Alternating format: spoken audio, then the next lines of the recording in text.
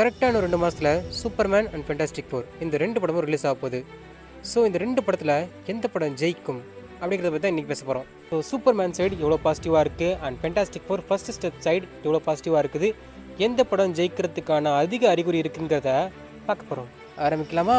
Actually இதுக்கப்புறம் வரப்போகிறது எல்லாமே ஜஸ்ட் நான் ஒரு அசம்ஷனை தான் சொல்கிறேன், என் மனசுக்கு தோணுனதாக சொல்கிறேன். இதுதான் நடக்கும்னு இல்லை, ஜஸ்ட் ஏன் பாயிண்ட் ஆஃப் வியூவில் எந்த படம் ஜெயிக்கும் அப்படிங்கிறத சொல்கிறேன்.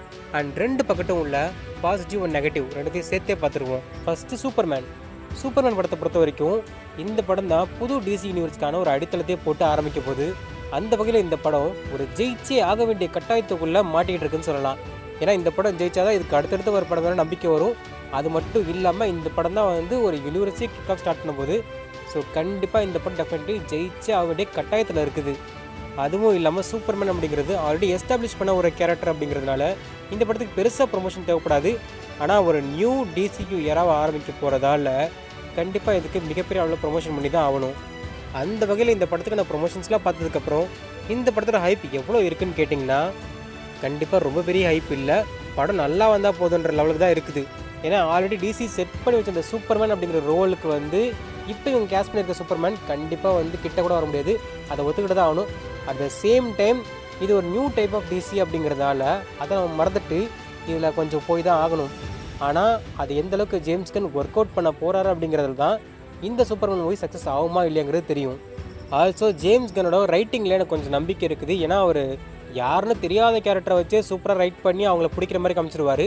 பட் இது எல்லாருக்கும் பிடிச்ச கேரக்டர் அப்படிங்கிறதுனால இதை இன்னும் கொஞ்சம் மெருகேற்றி ரைட் பண்ணி எல்லாருக்கும் பிடிக்கிற மாதிரி மாற்றி விட்டாருன்னா சூப்பராக இருக்கும். அதுவும் ஃபஸ்ட்டு ஒரு டீசர் ட்ரெயிலர் விட்டாங்க, எனக்கு அதை விட இதோட மேக்கிங் வீடியோ ஒன்று வந்துச்சு, அதுக்கப்புறம் ஒரு 4 மினிட்ஸ் ஃபுட்டேஜ் ஒன்று விட்டுருந்தாங்க, அது ரொம்பவே இன்ட்ரெஸ்டிங்காக இருந்துச்சு. ஸோ அது எல்லாத்தையும் பார்க்கும்போது இந்த படத்தை மேலே ஒரு சின்ன நம்பிக்கை வந்திருக்குது. சரி ஓகே, படம் நல்லா இருக்கிற லெவலுக்கு வந்துடும் அப்படின்ற மாதிரி. ஆனால் ஸ்டில் இன்னமே உறுத்துறது சூப்பர்மேன் ஜட்டியை வெளில போட்டுருக்கிறது மட்டும்தான். அதை மட்டும் கொஞ்சம் மாற்றிருக்கலாம். எனக்கு தெரிஞ்சு படத்தோட முடிவில் ஜட்டியை உள்ளே போட்டுருவாருன்னு நினைக்கிறேன் சூப்பர்மேன். நீங்கள் என்ன நினைக்கிறீங்கோ? ஸோ அடுத்து ஃபென்டாஸ்டிக் ஃபோர் பக்கம் வந்தோம்னா இதுவும் அதே மாதிரி தான், எம்சியூக்குள்ளே இருந்தாலும் இது எம்சியூலே ஒரு ஃப்ரெஷ்ஷான மூவி மாதிரி.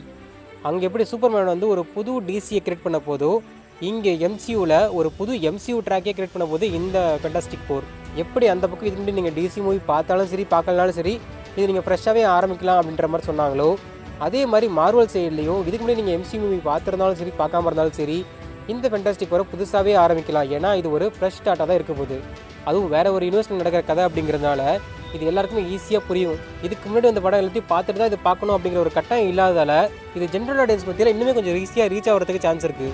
அதோட இந்த படத்துக்கான மெயின் ஹைப்னு பார்த்தோம்னா டூம்ஸ்டேக்கான அடித்தளம் இந்த படத்தில் கண்டிப்பாக போட்டே ஆகணும். ஸோ அந்த ஒரு ஹைப்பே இந்த படத்தை ஈஸியாக வந்து ஓட வச்சுங்கிறத தாண்டி இந்த படத்துக்கு ஹைப்பையும் ஏற்றி விட்டுரும், மக்களும் கண்டிப்பாக கூட்டு கூட போய் பார்த்துருவாங்க. ஏன்னா இந்த மூவியை அடித்தளமாக வச்சு தான் இதுக்கப்புறம் டூம்ஸ்டே வரப்போகுது. அதனால் இதை கண்டிப்பாக எல்லோரும் பார்த்தே ஆயிடுவாங்க. நல்லா இருக்கும், நல்லா இல்லையோ. எப்படி எண்டு கேம் அப்படிங்கிற ஒரு பெரிய மலையை வச்சு கேப்டன் மார்வல் அப்படிங்கிற ஒரு சின்ன கல்லை உருட்டி விட்டாங்களோ, அதே மாதிரி டூம்ஸ்டே அப்படிங்கிற ஒரு மிகப்பெரிய படத்தை வச்சு இந்த ஃபென்டாஸ்டிக் படத்தை ஓட்டிடுவாங்க.